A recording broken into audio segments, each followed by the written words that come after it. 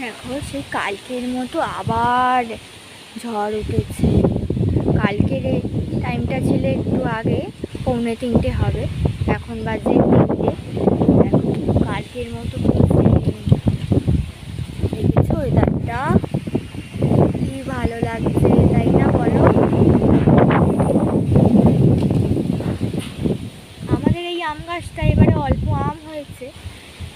কবে যেন রাতে একটু ঝড় উঠেছিল, পাকাগুলো পড়েছে। এই দেখো এখানে আবার কটা ঝুলছে, কিন্তু আগের বছর এত আম হয়েছিল কি বলবো। এই গাছটাতে তো হয়নি, আর এটাই যা বা অল্প কটা হাতে গোনা।